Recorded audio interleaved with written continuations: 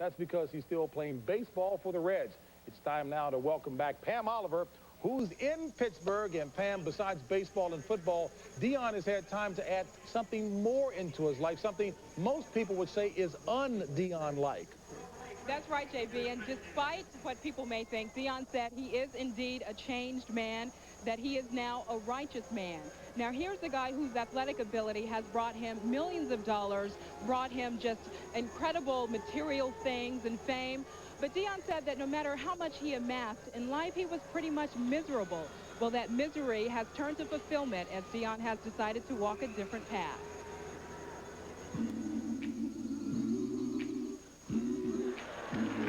My name is Deion Sanders. My time hasn't been so prime. You've all seen the glory, but don't nobody know the story. Hey, hey. For a man who apparently had it all, there was never enough. But now, Deion Sanders says he's found what he's been missing all his life, in God. It's unbelievable, Pam, to think that all these years you tried to find joy, peace, and happiness through finances, through accomplishments, achievements, through people and possessions. And now you can't do that. Put a knife in God's hand. It took a series of personal setbacks, the death of his stepfather, the demise of his marriage, to bring on religion, when before the solution for Sanders suggested retirement. It was really sincere because I had lost desire. What desire gives you is the drive you need to succeed. And I lost total desire to participate in sports, period. But, you know, it wasn't God's will. It was my will.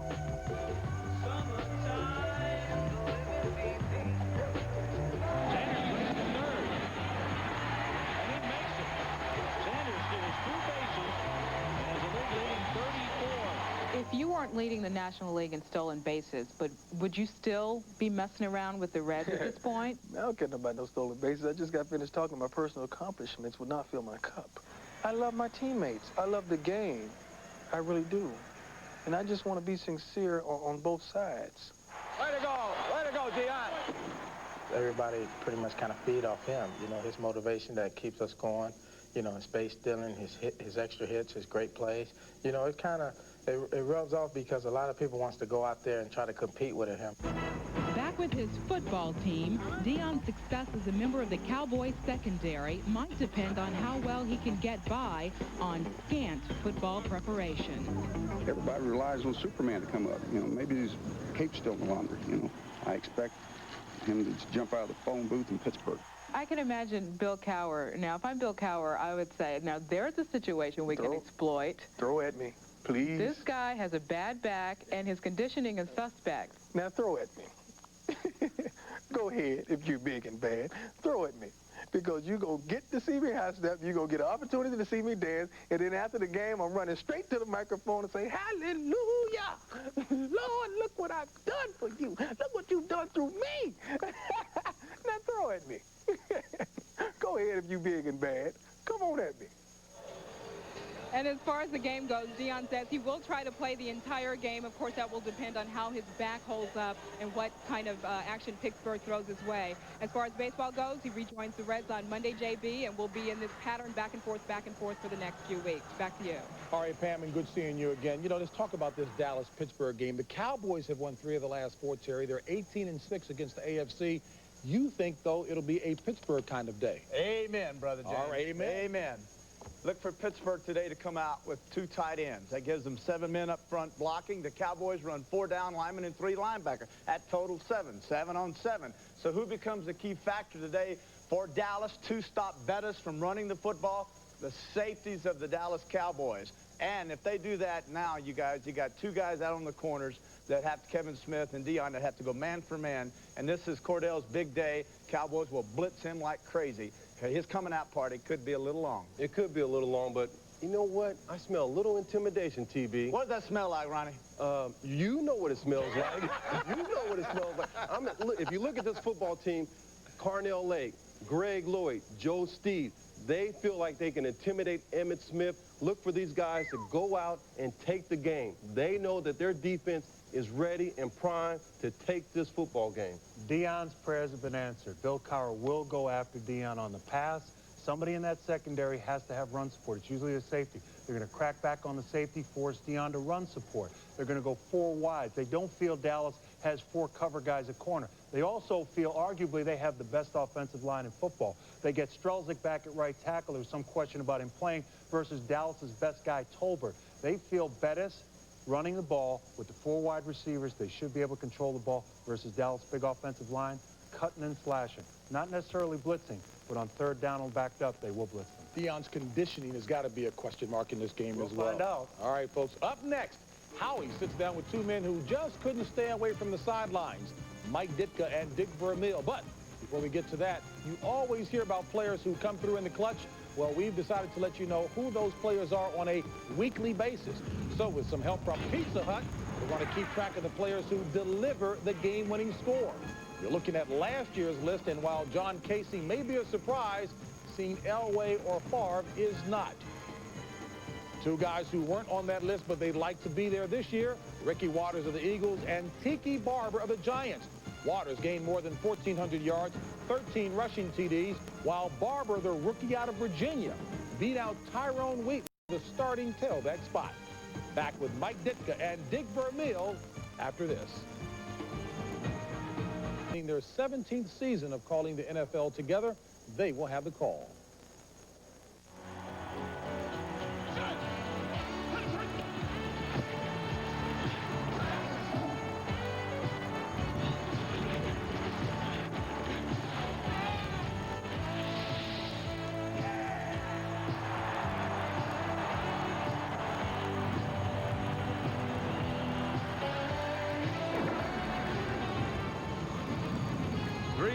Stadium in Pittsburgh. The Cowboys in town to play the Steelers. The atmosphere is electric. A perfect day in Pittsburgh. The cast of characters is all set. Deion Sanders is apparently healthy. Will open at cornerback for the Cowboys defense. And Cordell Stewart, wearing a knee brace, will start at quarterback for the Pittsburgh Steelers.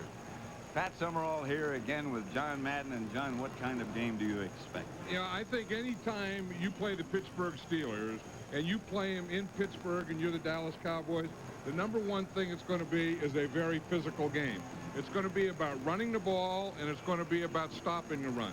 And anytime you think of those things, and you're an opener, you think of big old linemen, and you think of the trenches. And to me, the team that's going to win this game today is a team that wins the battle in the trenches. Well, one of the best coaches in the NFL is Bill Cowher of the Steelers, and Pam Oliver's down on the sidelines with Bill right now. All right, Pat, thanks a lot. I know, Bill, earlier you made Cordell Stewart your guy. Tell me what are some of the most important things he can do to help himself be successful? Well, just to keep it all in perspective, Pam, you know, it's a long year. There's a lot of excitement and emotion out here. Stay within himself, not overreact either way. But he's had a good demeanor about him. I don't think this is going to bother him at all. I know your dad, Laird, is not able to be here for the first time in a long time. Your thoughts must be with him. Well, he may not be here present, but I know I'll be able to hear him from the hospital. So, hi, Dad. Thanks, Bill. Thanks, good Pam. luck. All right. Coming up, it's the Dallas Cowboys and the Pittsburgh Steelers from Three Rivers Stadium. Pat and John will be back for the opening kickoff when Fox NFL Sunday continues after these messages from your local station. You're watching Fox NFL Sunday. And now, the Erickson Countdown continues.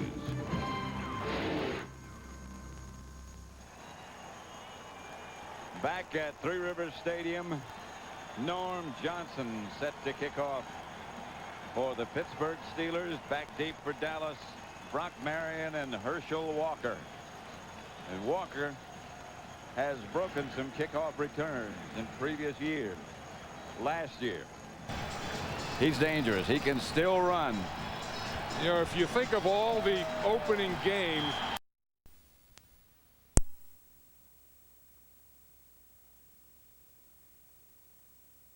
the excitement and emotion and the end of training camp and regular season starting. Johnson, who replaced Chris Jackie, and this is Herschel Walker at the 7. Walker hit down at about the 29. And let's look at that Dallas Cowboy offense led by Troy Aikman. Last year, not his best year, but still, by most standards, very, very good. In front of him, Tuane Newton, the new center, Clay Shiver, Allen, and Eric Williams. Emmett Smith, Darrell Johnson, the two running backs, Miller and Irvin wide, and Eric Bjornsson will open at tight end. The Cowboys start from their own 29-yard line.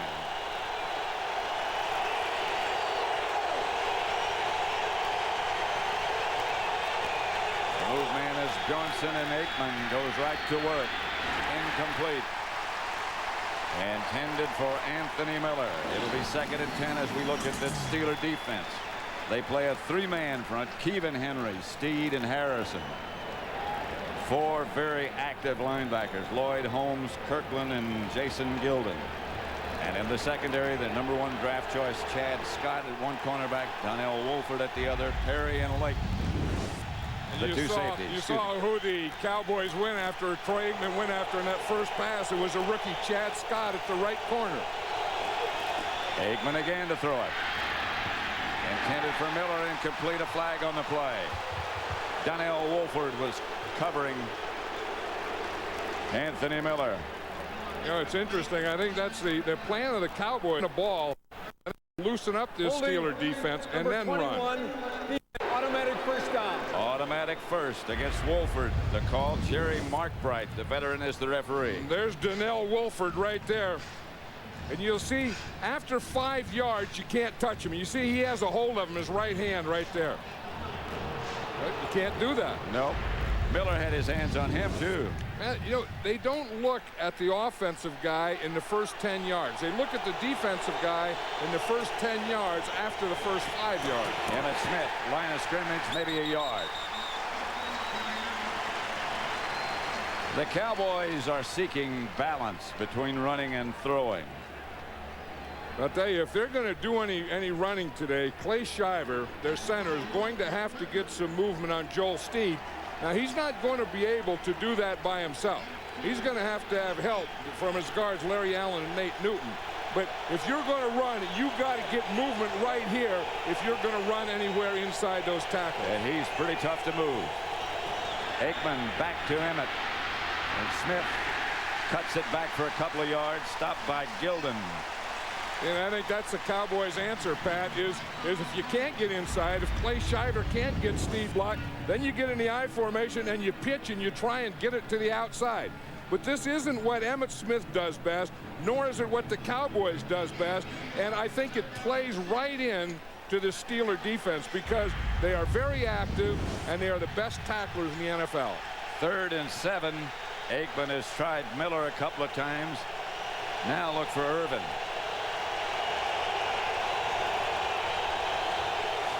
The Steelers bring you some kind of blitz.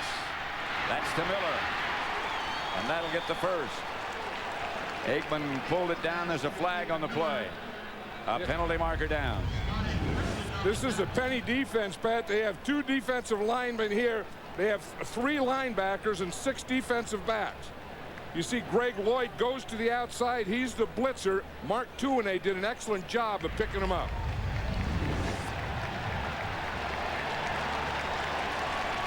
There's a lot of talk about that penny defense.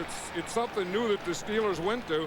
It was going to just be 1 defensive lineman. Hence the penny. Right, and that was a penny part, and then it was going to be 6 defensive backs and 4 linebackers. Discussion continues with Jerry Markbright. Barry Switzer and Bill Cowher, the 2 coaches. I think the Steelers have been saying all along, you know, they're right down there listening to the officials. The Steelers are saying that the penalty is against the Dallas Cowboys. What else would they say? Well, the Cowboys aren't saying it against the Steelers, though, so I'd have to believe that it's against the Cowboys. Now what they're going to do about it. Sportsmanlike conduct foul on number 20. Oops. Yep. This is the first regular season game for these officials. They're having a little tough start here, aren't they? A lot of committees. It's Jerry Markbright. He starts to talk and then stops. I think he was going to say it's against Pittsburgh. Unsportsmanlike conduct foul on number 21 on the offense. Getting in the way of an official. 15-yard penalty from the previous spot. Third down. Now 21 is Deion Sanders, and I don't know how he would have gotten in the way of the official unless it's on the sideline. It has to be on the sideline. That had to be a sideline penalty because they have a line over in the sidelines where the players have to stay back behind that line so that the official can work up and down. It's been called a bench foul, so that's obviously where it happened. That is, and that's, again, they probably told him to get back, get back. In fact, we used to have a coach that we assigned to do that. We called him the get back coach. Yeah. And make the players get back. Anyway, it's a long way to go. 3rd and 21 for Dallas.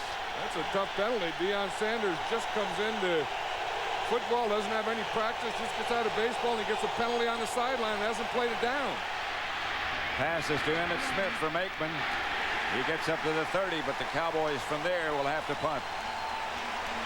Levon Kirkland made the stop. And that was a big penalty because that's 15 yards of field position that you have to add to this punt now, or on the Steelers side, you can add that to this punt return. Toby Goen back to punt. The new punter for the Cowboys, and Will Blackwell back deep for the Steelers. He is dangerous as well.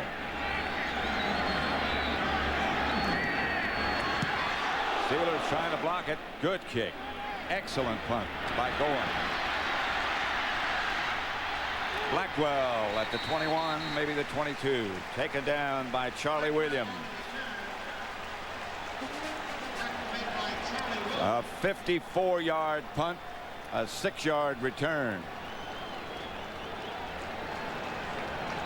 Dallas nothing, the Steelers nothing. They're just about to take the ball. 12 minutes, 3 seconds left to play in the first quarter at 3. NFL Sunday is brought to you by Southwest Airlines. With fares so low, you have the freedom to fly. By the new 1997 Toyota Camry, now better than ever. By Coors Light, proud partner of the John Wayne Cancer Institute and their search for a cure. And by 1-800-COLLECT. It's the way to call Collect.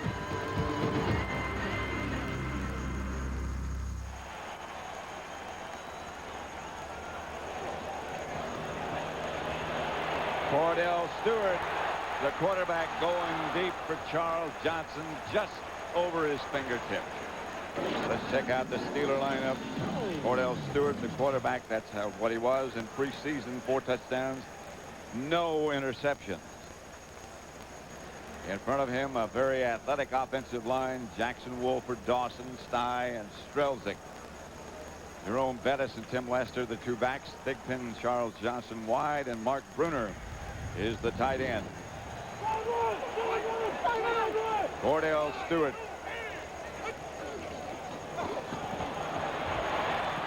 Bettis for about 5. Tony Tolbert tripped him up. The Dallas defense, they play a 4-man front. Carver, Hennings, Casillas, and Tolbert. The 3 linebackers, the rookie Dexter Coakley, Strickland in the middle, and Randall Godfrey. And the secondary, the strength of the Dallas defense, Sanders and Kevin Smith, Marion and Woodson. 3rd and 6, Bettis got 4.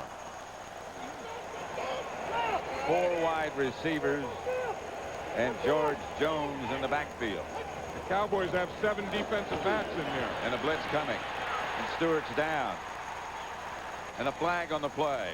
One of those 7 defensive backs was old Bill Bates. You see him. He plays my linebacker in that 7 defensive back alignment. And he was a linebacker, and he came on a blitz. You're going to see him. He's right up in the middle. They think they're going to cover him. And then, boom, he just goes right there. Here's the penalty against Will Wolford, the left guard. They said he held. You see the blitz. There comes. They start to block Bates in the middle, and then they come free from the outside. And Antonio Anderson, the rookie from Syracuse, led the defensive charge along with Bates. I think Cordell Stewart is going to see a lot of blitzing on 3rd and long today. Deion Sanders back to return the punt. Fields it cleanly, got away from 1. Flag on the play. That's going to be an illegal block in the back against the Cowboys for sure. You know, it's interesting. Dion started there on defense. They didn't work on him at all. They did throw one deep one, but it was to the other side. And he comes and he punt return. The only thing that he's illegal block, number 42 on the return. Charlie Williams. 10-yard penalty. First down. There's Charlie Williams right there, and you see the block. He tried to get away from him. He just couldn't do it. 56-yard punt. Here's what it was. You see the official right up here on top. Watch him. He's backing up on the pass. He has a deep guy, and you see right here, he runs into Deion Sanders, who Deion ends up right on the field. So he has to be not behind the white line, but he has to be behind that goal line that is inside that coaching box. And Deion has been in conversation, excuse me, with the officials since then. But you know, the funny thing about that thing is he was 50 yards away from the line of scrimmage at the time. He wasn't even close to the play, but he was close to the official and on the field.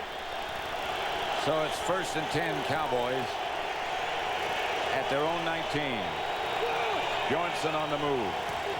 Aikman to throw it. To Bjornsson, who is hammered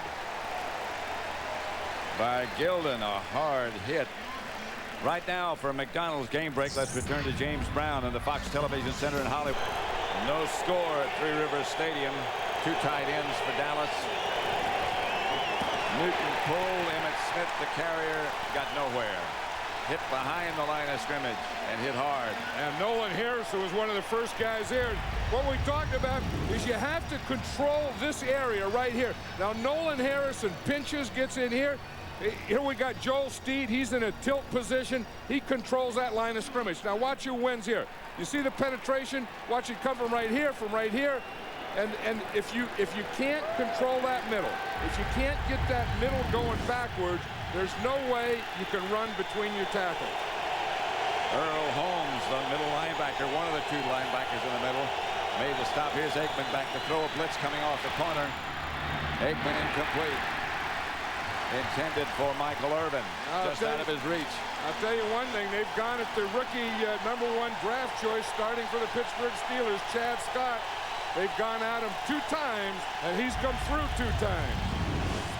This is what they want to do. They say, you got a rookie out there. We got a veteran like Michael Irvin. They're going to throw on him, and Chad Scott is right there with him, although that wasn't a real good throw either. Toby Goen, his first punt today was 54 yards. The Steelers put the heat on him, tried to block. This time they don't. This one's not that good.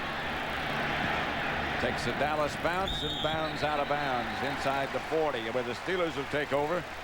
No score as yet. We're in the first quarter. 9:18 left to play in the first.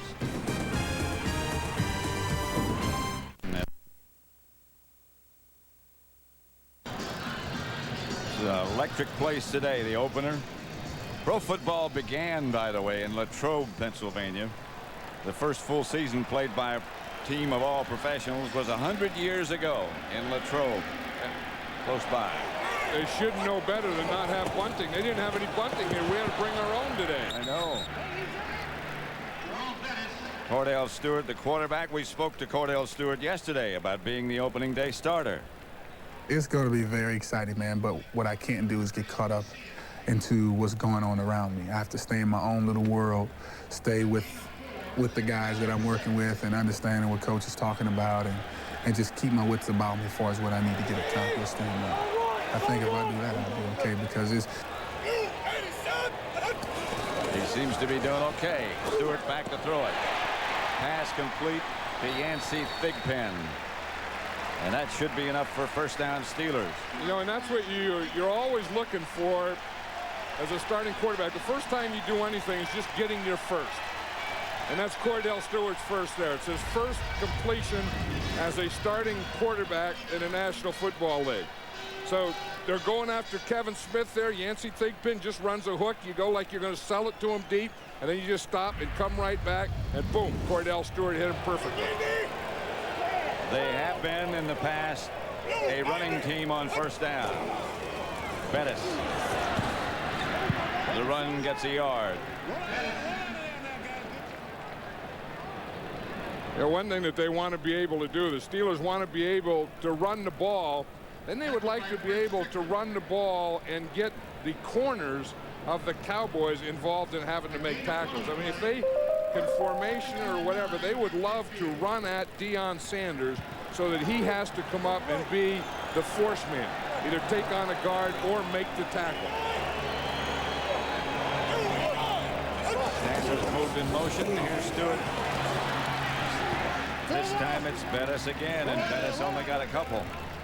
Yeah, if they're going to make Deion Sanders make some tackles out there, Jerome Bettis is going to have to get more than a yard or two per carry so that he can, because I know if he ever broke through, he would look out there to his left. He would look for number 21 in a white jersey. To find him to make him make a tackle. Yeah, Jerome Bettis, I was watching him in the pregame warm-up, Pat. He was complaining that his neck was bothering him. He couldn't move his head to both sides. Well, he had a bad shoulder. Yeah, and then he was complaining about his neck in the pregame warm-up. Out of the shotgun is Cornell Stewart. Going deep. Incomplete. And no flag. Will Blackwell, the intended receiver. Steelers are really high on this young man, number 89. Yeah, he's a rookie out of San Diego State who I think eventually is going to be a starter, and not only that, he's eventually going to be a star in this league. I think this is one of the best coaches in the entire league, too. Yeah, we were talking about that the other day, you know, and I was thinking, you know, if you take the top 5 coaches in the National Football League, I know he's one of the top 5. To say the best is a little tough. Sanders signals fair catch, juggled it. Almost got away from him. And Dallas will take over inside their own 15. Still no score. 6:37 left in the first. Smith yesterday about running against this Steeler defense. It's going to affect it quite a bit because I'm not going to be able to hit things on the run, and unless they just happen to stun out of a way, and then we happen to cut it off just perfectly, and the hole is just so big where I can run through it blindfolded. But for the most part, it's going to be fairly difficult to actually hit a hole on the run because of what they do up front. This is Emmett Smith. Hey, it's over! To the 15. Pickup of 3 yards.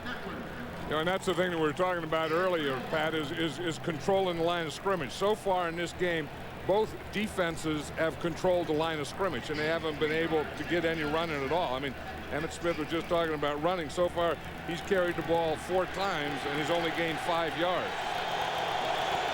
2nd and 7. Cowboys at their own 15. 2 tight ends set up. Emmett Smith. A couple. Hey, he's up, he's up! Yeah, what they're trying to do now is they're trying to pull a guard. They pull Nate Newton around, but again, Nate just runs into penetration, and then he causes a big old pile. Watch him. Watch when Nate Newton pulls here. He stops right here, and now when Emmett Smith is trying to get in the hole, he runs right into Nate Newton. Watch him. You see right there, boom. The first guy that hits him is Nate Newton, who's just pulling guard, who's supposed to lead and clear the hole for him. So they aren't having any success with man blocking, nor are they having any success with pulling their guards to get a lead. They doubled Joel Steed that time, the middleman. Passing down, coming up, and Aikman retreats. And here comes the blitz, and Aikman fires low. Incomplete. Intended for Anthony Miller. One of the things that the Steelers wanted to do, and they've been successful, is they wanted to throw Troy Aikman's rhythm off. Right. And they've done that by changing the thing, by blitzing up the middle, by coming from the outside. Every time Troy Aikman has thrown so far, there's been someone there to knock him down or someone at his feet, and they're throwing his whole passing rhythm off. And rhythm is very important to a passer like Aikman. And they're bumping their receivers, too, that is throwing the rhythm of the receivers off, so that equals no rhythm for the Cowboy offense thus far. Goen gets off a good kick. Blackwell retreats and is taken down by Billy Davis. at the 31. Davis has always been good on special teams. He had an outstanding preseason as a receiver. Will Blackwell's going to learn that one. If a guy is that close, you have to fair catch it. You can't just catch the ball and take a hit like that. He's lucky he held on to that one. Isn't he? 53-yard punt. Excuse me, John. I mean, when it's that close, look how close Billy Davis is to Blackwell. I mean, there's no way that he could not fair catch that. I mean, you know, you want to be tough, you want to try and get a return, but there are sometimes you have to be smart too. Bettis. This time he breaks into the Dallas secondary all the way to the 40. Stopped by Darren Woodson. And that's what the Steelers want to have happen. Tackled by safety men. Did you see where Jerome Bettis turned? Watch him. As he comes through here, he is going to turn right out here. He's going to get tackled by Darren Woodson. But watch who he's looking for. Deion Sanders is the first guy there. And that's where he was going to go. If he breaks through the line, he's going to get right out there and make Deion Sanders make the tackle. And Deion Sanders did make that tackle. 2nd and 1. Stewart to Bettis. And Bettis will get the first down. You see Jerome Bettis again. His nickname's the Bus. And the old Bus, when he got through there, again, he's looking for Deion because that's one of their objectives, is that there's no way that Deion Sanders can be in shape to play professional football. He hasn't practiced. He's had no training camp. So when you get through there, look to him, go to him, and make him tackle you because he'll do it, but it's going to wear him down.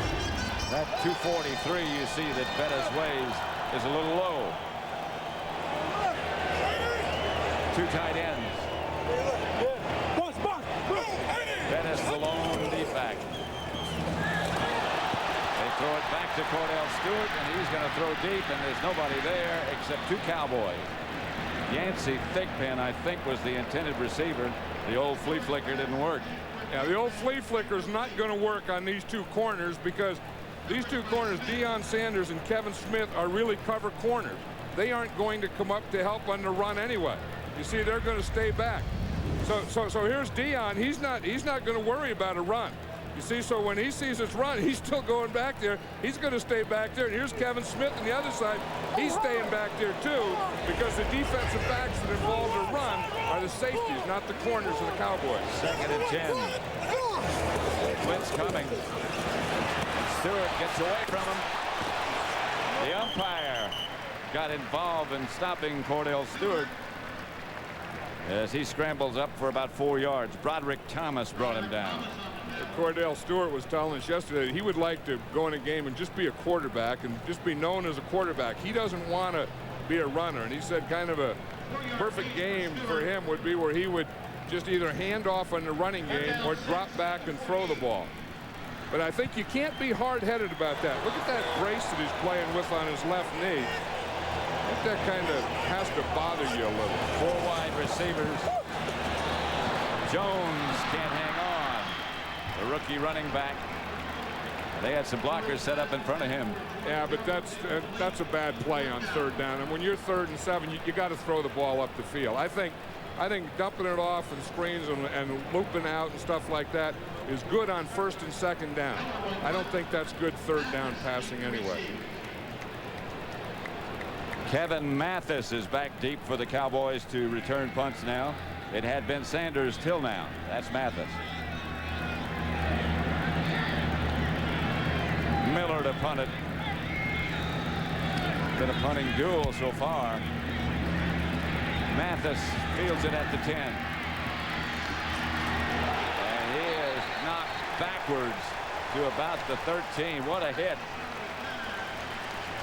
There's been a heck of a lot of hits on special teams because, you know that's where young players make the team. That's Myron Bell. And he'd be playing as a regular on a lot of teams. Yeah, but if you're not going to be a starter, you have to be more than just a guy running down on special teams. You have to be a real contributor, and you have to be the first guy down there and the guy that's making the tackle. I always worry about this with a left-footed punter. Anyone that's left-footed or left-handed, you never know in life how they're going to end up. Unusual things happen. Here comes the blitz after Aikman. He does get it out to him at Smith. Smith still on his feet, gets to about the 23. You see Joel Steed coming straight up the middle, and you wonder how in the heck Troy Aikman got that ball out of there. I mean, Joel Steed is about 315 pounds, and he's going to come running right up the middle. Watch him. He's right here. He's going to come right up the middle, and I think Troy Aikman maybe had a sidearm that thing. But watch Steed. He's coming right at Aikman here. He was kind of bending his knees, ready to go down, and he just slid that thing sidearm out there. You got to think somebody missed an assignment for him to come up that three, as big as he is. Well, they started double teaming, and they both let him go. Both Clay Shiver and Larry Allen let him go. Here is Aikman back to throw it. Gets it outside to Darrell Johnston, and he's got more than a Dallas first down. Johnston started in motion. He's chased out of bounds by Greg Lloyd. And the Cowboys are looking for a way to loosen up this Steeler defense. They tried to throw to the outside receivers, and that didn't work. They tried to run Emmitt Smith, and that didn't work. And now they're going to the backs on the quicker or looping stuff. But again, it's not third down passing, it's first and second down passing. That one picked up 18 yards. First and 10 Dallas at their own 42. LaFleur was the move man, and here's Emmitt. And there is just no place for Emmitt to go. Tried to cut it back up the field. Couldn't. Got a couple on his own. Joel Steed made the stop. You know, you always talk about the 8-man front and how they're going to get the 8-man. Watch Carnell Lake up here. He's a strong safety. Now, even before they start to run, he's going to start working up. So when Emmitt Smith gets a ball out here, that's an 8-man front. You see, you have your 7 front, and then Carnell Lake right up there. He made Moose Johnston block him. He came off the block, but it also freed the linebacker. The 8th man will always be an extra man against the run. Less than a minute left in the first quarter, and Aikman back to throw. Pass complete to Michael Irvin. They knock Irvin out of bounds, but he got the first down. Now there's a third down pass. But that's what you have to do. I mean, that was second down, but you have to get the ball up beyond the yard marker. So when you complete the ball, it is first down. This is the first pass that he's completed to Michael Irvin. And remember last time, well, the last time they played here, Michael Irvin caught 8 passes against him. Emmitt Smith that day ran for 171 yards. Charles Haley was just sacking Neil O'Donnell all day. They got 9 sacks that day. Barry Switzer's first game as Cowboy head coach. Aikman back. Fake to Smith. Has time this time. Incomplete. Bjornsson was the intended receiver, but he didn't have a chance. Again, by loosening this thing up, now the Cowboys are getting something going. Now they're starting to control the line of scrimmage, and Troy Aikman is getting the time to throw the ball. So that's the end of one at Three Rivers. There's no score as yet. Score. The Steelers. Deion Sanders came in here yesterday, Pat, and he was practicing. He said, I own this stadium. He said, I hit 400 against these guys. And we looked it up, and, you know, he did. He hit like 435 this year against the Pittsburgh Pirates. As someone said, he must have been terrible against everybody else. Yeah, that's what his defensive backfield coach said. Well, if you hit 400 here, you must have hit awfully bad against a lot of other teams. Aikman behind Miller. Yeah, that's the third pass that they've thrown out there on Chad Scott, and they've yet to complete one. But here, you know, you talk about dominant players. Here's one, Larry Allen, and here's another one, Eric Williams. And I don't know that they're the best line in football anymore, but that right side, those two guys are the best. You see that one? Yep. I mean, they just picked up a stunt like that, like boom, boom. You know, just like, you know, they've done that all their lives. Well, Aikman said yesterday, I'll have some misconnections with Anthony Miller. And he slipped on the cut. Back to throw, and here comes the blitz. The Cowboys pick it up pretty well. Miller to the 15 from Aikman. Darren Perry made the stop. That's what they want to do. Usually when you hit this area, here's Perry right here, and they're going to hit a seam. You see, Troy Aikman looks to the outside to look him off, and then throws it right up the middle or right up the seam. And by looking to his left, what he did is, you see him look to the left right there? That brought the safety over so that he could come back and throw the ball right up the seam to Anthony Miller. Two tight ends set up for the Cowboys. And Emmitt Smith gets the carry, and Smith cuts back to about the 12. Levon Kirkland made the stop. Yeah, that's not a bad thing. Now, they're having a little trouble with Clay Shiver on Joel Steed in the nose tackle, but if you're going to run the ball, I think you're the Cowboys, you're better to run it straight ahead, get Moose Johnston leading, and run behind Larry Allen and Eric Williams. Why even bother with some of that other stuff? I mean, just pound it, boom, right in there, right now. 2nd down and 7. Johnston on the move. Aikman back to throw. Lofting in the corner, intended for Bjornsson, who dives, but just wasn't long enough. Yeah, we talked earlier about how the Steeler defense had taken the rhythm out of the Cowboy offense. Well, the Cowboys got their rhythm back, and it's all starting with pass protection. They're getting their rhythm back because they're giving Troy Aikman time now.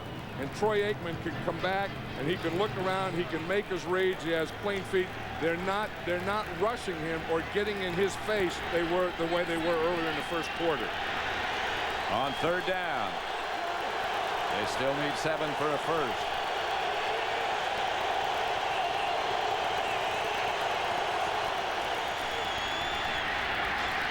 Aikman, touchdown. Miller. Again, it's control of the line of scrimmage. It's pass protection. Do you see Troy Aikman? He was able to come back there and just stand there and wait for Anthony Miller to open up in the middle. Watch this. This is what it's all about. We talked about before that this is what's going to win or lose the game. See? Boom, boom, boom. You give him time. Now he can look. He can look. There's a pocket. He can step up, and he threw that ball as clean as you could throw it. Now watch Anthony Miller. He's going to come and he's going to work right here in the middle, come find a hole, come under control, and Aikman sees him. Cunningham for the extra point. Bjornsson the holder. Richie Cunningham, the rookie kicker, or the new kicker for the Cowboys, makes it 7-0 Dallas. In the opening moments of quarter number 2, Dallas breaks on top. 7-0. The Cowboys lead the Steelers. 13:25 left in the first half. Dallas went 81 yards, took 10 plays. The touchdown from Aikman to Miller from 12 yards out. Goins kickoff handled by Blackwell. And Blackwell is going to be taken down at about the 20 by a swarm. This week on the Fox Saturday Baseball Game of the Week, the playoff race heats up. When American League Eastern Division rivals clash as the Orioles battle the Yankees, plus other key matchups. Coverage begins a half hour before game time with In the Zone, followed by all the action. Check your local listings for the game and time in your area. Baseball, football, WNBA championship last night. Got a lot going on. Yeah, well, as you said earlier, this is the earliest that the NFL has ever opened its regular season in the history of the game. This is Bettis. Bangs outside the 25 to about the 26. Steelers run the ball on first down last year, at least they did, about 70% of the time. Yeah, and the Steelers were one of the few teams that ran the ball more than they passed it. In fact, the Steelers, I think, ran the ball more than anyone else in the league. You're right. And you know, and that's what they are. I mean, they're a ball control, a running team, tough defense, those kinds of things. That's what Bill Cowher is. They need 4 for a first. And here is Bettis again. Doesn't get but a couple. Right now for McDonald's game break, let's return to James Brown. And back at Three Rivers, 3rd and 3 for Pittsburgh at their own 28. 3 wide receivers. Cordell Stewart outside. Courtney Hawkins will have enough for a Steeler first down. Hit by Brock Marion. You know, when we were talking last night to Darren Woodson, the safety for the Cowboys, he said that was a situation that worried him, is that 3rd and 3. You know, if we can keep him in 3rd and long, I think we can blitz him and confuse him.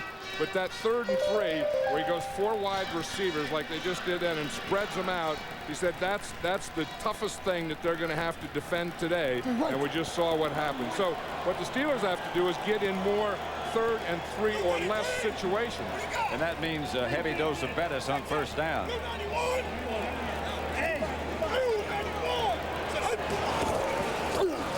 Or throw it on 1st down. Pass is caught by Yancey Thigpen, who struggles in the grasp of Kevin Smith. Cordell Stewart just threw that one in there, Bet, because Kevin Smith was right there. Yeah. I mean, you see the coverage down here. This is good coverage by Kevin Smith. He's right there. He's on him. He's as tight as you can be. You wonder why he even threw it to him. In fact, he was in pretty good position to knock the ball down, to intercept it or anything, and he didn't do it. Yancey Thigpen makes that catch by just out jumping him for it, out muscling him, and gets the 1st down. I think Stewart changed the play at the line of scrimmage. Stewart back to throw again. Gets it to his tight end. The ball is loose. And the scramble. I think Bruner came up with it. A heck of a play by Kevin Smith. Again, we saw Yancey Thigpen catch that other one on him. Kevin Smith came up and just popped that thing out with his right hand. You see big old Lee, big old Eric Williams. He thought he was going to go back to work. He started to get up and had to sit down. You see that right hand come in and just knock that ball out of there? Yep. Kevin Smith's a good player. You know, there's so much talk about, you know, Deion Sanders and then Darren Woodson, but Kevin Smith is the other corner, but he's a heck of another corner. He's a solid player. 2nd and 11. Completion that lost a yard after the fumble. Here's Cordell Stewart. Outside to Courtney Hawkins, and Hawkins knocked out of bounds at the Dallas 41. One of the things Cordell Stewart was saying that he had to do was just relax and play his game. And he looked like he was a little tight in that 1st quarter. And just now he's starting to look more relaxed, isn't he? I mean, he's starting to look like he's getting in a flow of things. You know, in a combination of running, passing, throwing to wide receivers, different guys, throwing to your tight end, handing the ball off. Cordell Stewart is now in a flow. And gaining confidence. 2 tight ends. Stewart's going to throw it again. He's going to have a lot of time, and he's going deep. The pass is almost intercepted by Deion Sanders, and if he gets up from this, he hurt his back.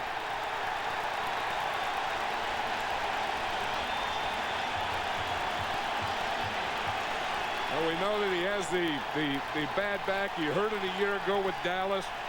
He hurt it in baseball. He's had a couple of injections, cortisone injections. He's been rested the last 4 or 5 days. But watch Deion come in right there. That was going to be a heck of a play. I mean, he came, you know, you talk about a guy who hasn't played, hasn't practiced. He came from all the way over on the other side of the field. That's not his man. If you don't have a bad back, you'll have one very shortly. How can your back go in that many directions? It can. Without something happening. But that was a heck of a play. I mean, forgetting the back, that was a heck of a play. Getting over there and getting in position to be able to make that effort. 7-0 Dallas. 9:15 left in the 1st half at 3 Rivers.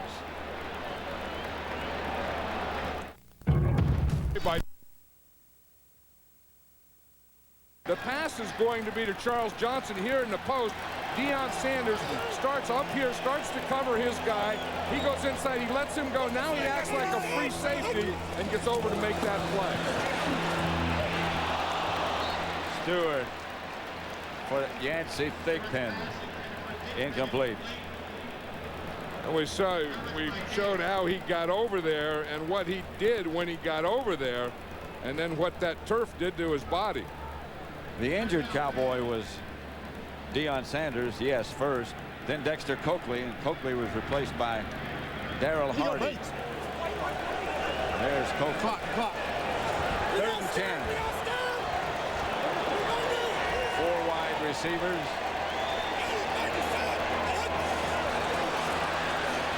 There's Cordell Stewart. Incomplete. Yancey Thigpen intended receiver, and Deion Sanders was back on the coverage. Well, they got a little something going there. In that series, Cordell Stewart passed the ball 7 times in a row. And there's Dion back there, and they figured, let's go to work on him. He has to have a bad back. One thing, they could have called Dion for that because he had his hands on him. And again, after 5 yards, you can't touch him. But they aren't going to stay away from Deion Sanders, especially at the end of the second quarter, and I bet again in the fourth quarter. Kevin Mathis is back deep for Dallas. Miller to punt, left-footed, aiming it for the corner. And it's into the end zone. They'll bring it back to the 20. 7-0 Cowboys. In the second quarter at Three Rivers Stadium with 8:56 left. Cowboys first down and 10 at their own 20. They lead 7-0. Aikman, Johnston, and Smith. Behind in center, and Aikman drops to throw. Outside in at Smith. He makes one man miss. Gets a Dallas first down. You know, and the guy that he made miss out there was Greg Lloyd. Now here's Greg Lloyd. Instead of rushing, he's dropping back. Now he's playing in a zone, and now he's going to come up. He comes under control. Watch the move to Emmitt Smith. He gives him a little foot to the inside. Greg Lloyd takes that, and then Emmitt Smith just goes right outside. I don't know why the Steelers don't rush Greg Lloyd more. He hasn't been a factor in this game. He barely touched Emmitt Smith. I don't know that that knee that he was, missed all last year with, I don't know that that's completely healed. I don't think he's convinced it is. This is Emmitt Smith outside the 30, about the 35. Carnell Lake, who's a heck of a player, up to make the stop. Yeah, Carnell Lake has always been a heck of a player. You know, he played at UCLA as a linebacker and a kick returner. In fact, he played with Troy Aikman. He was a running back. Yeah. He was a running back when he first went there. Then they made a linebacker out of him. Then he came into the league as a safety, and he played corner. In fact, in Super Bowl 30 against the Cowboys, Carnell Lake was the starting corner. Miller, and wherever he goes, he hits. Miller is wide left, Irvin to the right. And Aikman's back to throw it. Michael Irvin complete. That'll be another Cowboy first down. Donnell Wolford made the stop. And Troy Aikman does have his rhythm now. I mean, that's the thing we see over there, that they're working on Deion Sanders' back, trying to get that thing loosened up. But it's not only, he says it could be his sciatic. That nerve that goes down and controls your leg and your foot. He said that's one of the things that bother him. His biggest concern today, he told us last night, wasn't his back, but it was just being in condition to go for 4 quarters. The Steelers show blitz. They jump off sides, and this is Emmitt Smith. He gets across midfield down to the 45 of the Steelers. And the Cowboys have found a rhythm for Troy Aikman, like I said, and they found a soft spot where they can run, and it's not up the middle. They tried up the middle, and that didn't work. And now they're kind of veering off to the sides. It's not really outside running. It's more off tackle running than it is up the middle. Jerry Markbright discussing the options with Aikman. It gives us a chance to give me a chance to ask you, defense lined up. How is Emmitt Smith? Is he 100% back? No, I don't think he's 100% back, but I think he's getting close to getting 100% back. He wasn't healthy. He had those bone chips in his ankle last year, and he just wasn't Emmitt Smith last year, and his line wasn't as good. And, he had surgery in the offseason. They cleaned it out. And I don't think he's worked enough with this group yet to be Emmitt Smith the way he was when he was a top running back. Steelers again show blitz. That's a run blitz. And Emmitt gets nothing. Had no chance. There's a guy the Steelers like that, Earl Holmes. I mean, that's one thing, and he's gonna be right here, and they just see Lloyd's gonna come from here, and they just blitz right in there, like you said, a run blitz. They just hit that thing. Here's Holmes right there. He just comes, he hits that gap first, and then just works right down the line of scrimmage. But they were run blitzing right in the hole that the Cowboys were going to run in. They didn't get Earl Holmes blocked. At number 50, Earl Holmes, about which you were speaking. They've been high on him And they knew they had to get him in the lineup somewhere. Timeout, Dallas. That's Dexter Coakley, and our word is that he'll be back the next time. Dallas goes on defense. Bruised ribs. They've done a remarkable job of cleaning up the city of Pittsburgh. Steel country. Was all those things in an immaculate reception? Remember? You brought it up. Here's Aikman. Gets to Bjornsson. That should be enough for a first down. Stopped by Darren Perry. You know, there's a third down play, and that's what the Cowboys used to do, you know, for years when they had Jay Novacek get in that 3rd and 3, 3rd and 4 situation and let Novacek or the tight end just run an option. If they play you outside, you just hook and go inside. If they play you inside, you hook and go outside. Eric Bjornsson did the same thing there that Jay Novacek made a living on. Well, Bjornsson's healthy. Played all last year on 2 bad ankles. Tried to gain weight. Now he's lost weight, and he's healthy. And here's Aikman going deep. He's got somebody open. Touchdown, Aikman. To Michael Irvin. Michael Irvin made a heck of a move on Donnell Wolford out there when Wolford was going for an out. You know, he was playing that short area. He thought that he was going to stop, and then he just ran right by him. Michael Irvin was trying to get the ball. He wanted to keep it. The official took it away from him. But here he is out here. There's Donnell Wolford there. Now watch when he gives him the move right there. It's a little stop move. Wolford pulled up and stopped like he was going to run a hook, and then Michael Irvin just ran right by him, and Troy Aikman threw a perfect pass. Irvin had a great training camp. And that was a pretty good move he put on right there. That was a heck of a move, and you're surprised that a guy like Donnell Wolford would fight that much on it. I think just about anybody would have bitten on that one. Richie Cunningham's extra point is good, and the Cowboys take a 14-0 lead. You see Michael Irvin, if you're going to celebrate and you throw the ball, then it's always tougher to get it back. Now see Troy Aikman says, hey, how about the ball? And so they throw it to Michael Irvin, and he just puts that ball out there and grabs it with one hand. But that was a heck of a move. I think what happened, I think you expect him to run those deep ends. Inside, yeah. And those types of things, so you're kind of sitting on that. Now watch, here he is right up here. Here's what Wolford's playing off him. Now he comes up here, and I think that Wolford goes back, and then he just kind of squats here. And then when he squats, then Michael Irvin runs right by him. You see, he has him, he's playing off him, and now when he comes here, and right here, he makes this little stop move. Donnell Wolford took about a 3-step bite on it, and those 3 steps were the 3 steps that Michael Irvin beat him by. But again, excuse me. No, I was just going to say, again, you have to go back to the protection. If these guys don't get this job done, pick up the blitz. Look at the time that Troy Aikman has. I mean, he's so quick. There isn't a guy within 5 yards of Aikman when he throws the ball. Larry Allen couldn't even find somebody to block. Now, that's the Dallas Cowboy offensive line have taken over this game. Blackwell down at the 20. Hit by Mathis. Next week, it's a Fox NFL Sunday doubleheader. It all starts with America's most watched pregame show. Then catch the Redskins battle with the Steelers and the Super Bowl champion Packers clash with the Eagles, or other regional action. Coverage begins at noon Eastern Time, 9 a.m. Pacific, right here on Fox. So check your local listing. You know, and right here on Fox, this guy right here, number 73, Larry Allen, I think is the best offensive lineman in all of pro football. That's a pretty good tribute. Oh, yeah, but I mean, you just watch him on film. I mean, he just dominates everything he does. Run blocking, pass protection, everything he does, he dominates. He just doesn't do it, he dominates it.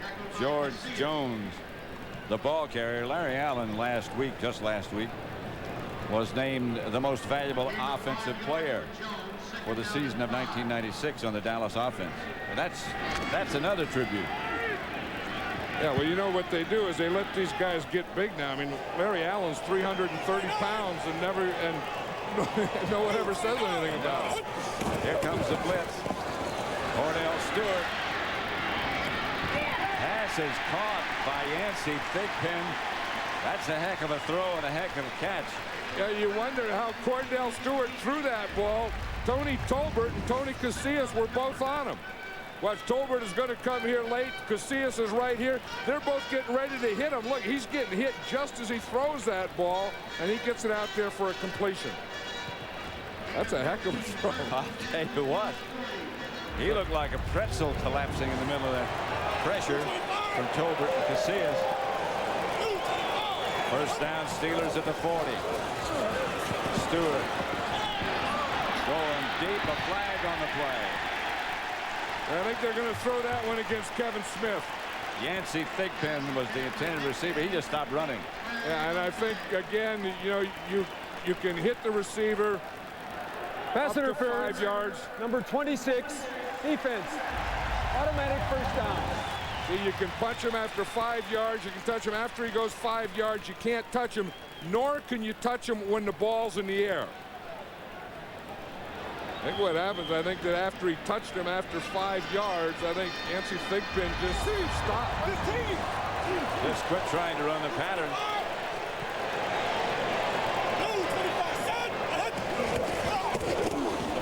This is Jones, George Jones, the rookie from San Diego State, tripped up by Tony Tolbert,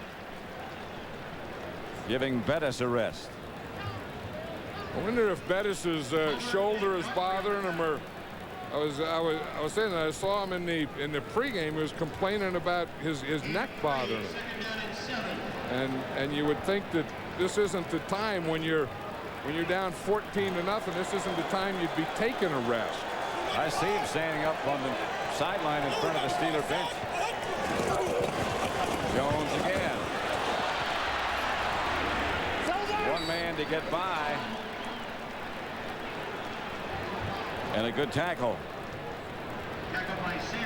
You know, that's one way to take a runner out of the game, though, and maybe that's what happens. They just want to change of pace and get George Jones in there, is just get ahead 14-0, and then a 3 or 4 or 5 yard run doesn't mean as much. You know who made the one-on-one tackle? Deion Sanders. Now that's, you know, they were going to make him do that, and Deion Sanders is not a no contact guy. He doesn't want it, but that doesn't mean that he can't do it.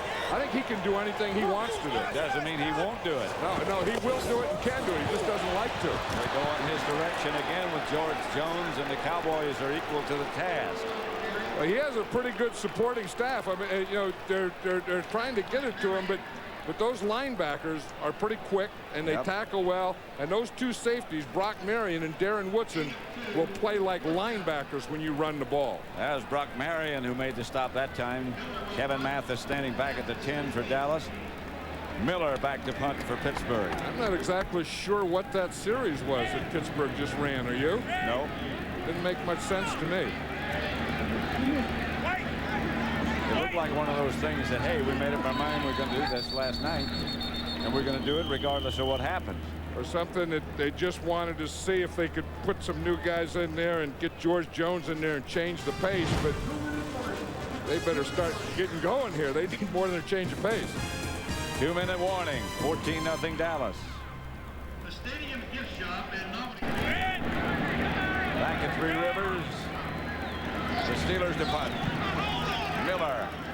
High. Mathis lets it sail. I don't know if it got into the end zone or not. It didn't. At about the half-yard line. Randy Fuller kept it from going in the end zone. This is a heck of a play. That's the thing that you want to do is you can't touch the line yourself. I mean, you know, you can touch the ball, but you can't have your foot in the end zone or on the line when you touch it. The first guy didn't, nor did the second guy. 34. But a penalty on the play. 10-yard penalty, 4th down. And they'll bring it all back, and they'll have to do it again. Tim Lester, call for holding. Yeah, the Cowboys pinned down at the half-yard line, but they bring it all back. And the Cowboys would have just had to try and run out the clock in that situation. You're going to see Tim Lester is right there. He was the fullback or the personal protector for the punter. And he held Brock Marion. Brock Marion was right there pointing simply. Yeah. he got the hole and he jumped up, and the referee, of course, is a guy right behind the kicker. So he just looked up and looked right at the referee and said, he held me, and the referee threw his flag and said he sure did. So they blocked Miller up, back Miller up 10, another flag on the play. I think the Cowboys are offside. I think Brock Marion was offside. Mathis on the return, still on his feet. Outside the 20, a flag on the play. On the punt before, it was Brock Marion who was held. On this play, Brock Marion jumped off sides.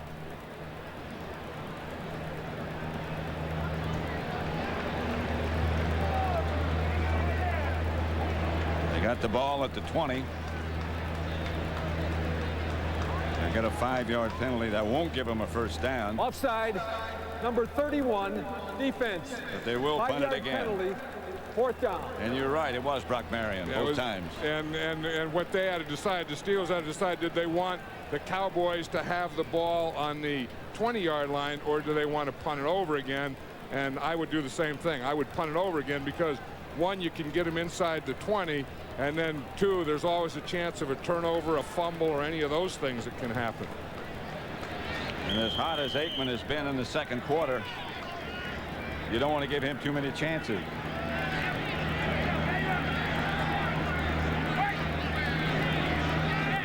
So Miller's getting a workout. So is Brock Marion right here. Their catch signal. So turned out to the Steelers' advantage. They picked up 10 yards. 35-yard punt. Yeah, it was interesting how this game has unfolded, Pat. I thought it would be a running game, whoever controlled the line of scrimmage, and both teams looked early in the first quarter that they were a little anxious, and then the Cowboys got everything under control, and the way they got everything under control was their offensive line. Their offensive line took over. They started doing a little blocking for the running game, but more important than that, they've given Troy Aikman a lot of time. On first down, Aikman gives to Emmitt Smith. Emmitt outside the 15 to the 16, hit down by Carnell Lake. You know, a guy that's really not been much of a factor is Greg Lloyd. They're not staying away from him. He hasn't really put any pressure on Troy Aikman, and they're running at him, and they're blocking him. That last play, they just blocked him with Moose Johnston. I mean, they're not turning out the tackle all the time on him. And that was the one guy that used to be a dominant player right there was number 95, Greg Lloyd. But if you were going to do anything, you better get a big man on him. You better get him blocking. But the Cowboys are kind of just going right at him right now. 2nd and 4. Here's Emmitt Smith hit behind the line. Maybe got it back with that last twist to the line of scrimmage. Levon Kirkland. Now there's a stupid penalty.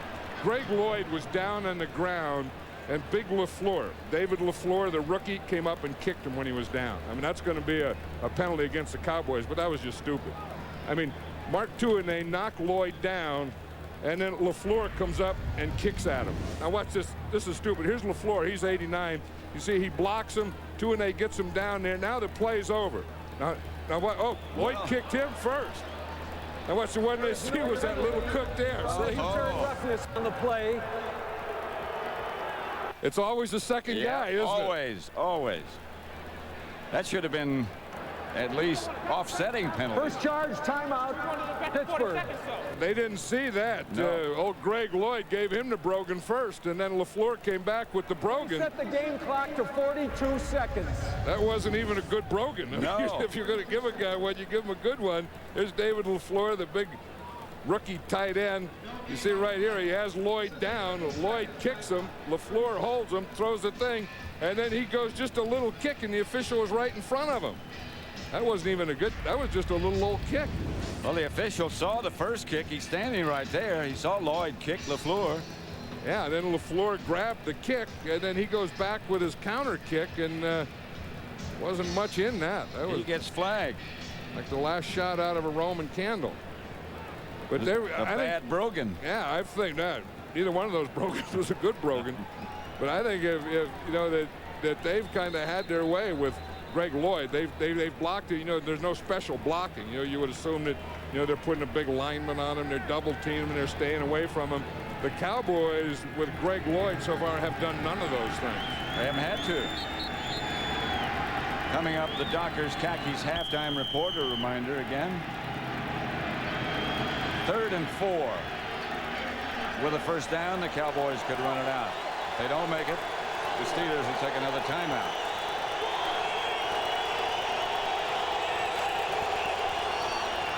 Aikman back to throw. Has some time. Lost it deep. Got Irvin. And Irvin inside the 30. They finally got one on the rookie Chad Scott.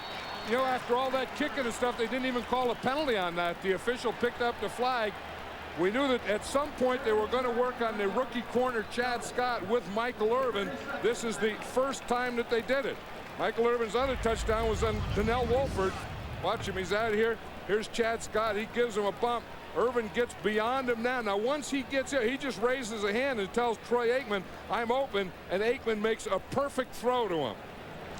Michael Irvin, when he hit this turf, lost some hide off his left arm. Yeah, and that'll stay right there in the turf. They'll be playing baseball on that hide. But I'll tell you, again, it's the time. And, you know, and it's about that. I mean, Michael Irvin has had the moves. Michael Irvin has had the time to get deep, and the time to get deep has been provided by the offensive line. That was a 55-yard pickup on the completion from Aikman to Irvin. Irvin has 4 catches, 115 yards. Pretty good first half. And I keep saying that you know, he's had the time, and that's been provided by the offensive line, who in the second quarter, more in the pass and then the run, have taken over this game and are dominating this game. This offensive line of the Cowboys in the pass protection area. And you give Troy Aikman time, he'll kill you. Over the middle to Moose Johnston to the 20. 22 seconds, the clock running. They've still got a timeout left. 2nd and 2. They're in field goal range, certainly, and Aikman trying for more. Pops it out to him. It's Smith who dropped it. He had some room in front of him. Yeah, he had some room in front of him. Flag on the play. Right, and he would have gotten the first down and could have gotten out of bounds so that they didn't have to use a timeout. Troy Aikman just signaled to the bench he wants to kick. He Personal foul, unnecessary signal. roughness, and number 88, offense. 15-yard penalty. Oh, that could knock him out of field goal. That's against Michael Irvin right there. He does a head slap. That's unnecessary. That's a stupid penalty. I mean, it's a pass. He's throwing a loop to the other side, and just because a guy's a rookie, you want to take advantage of him. You want to beat him. You want to beat him with pass patterns, but you don't have to go slapping him up in the head. That's just stupid. I mean, the kid's out there. He's playing like heck, and you come up. You don't have to do that. And they're taking Michael Irvin out now, and he just threw his helmet down. Of course, they're taking everyone out because they're going for a field goal. And a long one, a 53-yarder. And Michael Irvin in that play made it this long. Yep. Richie Cunningham. He's got enough leg to get it there. And he does.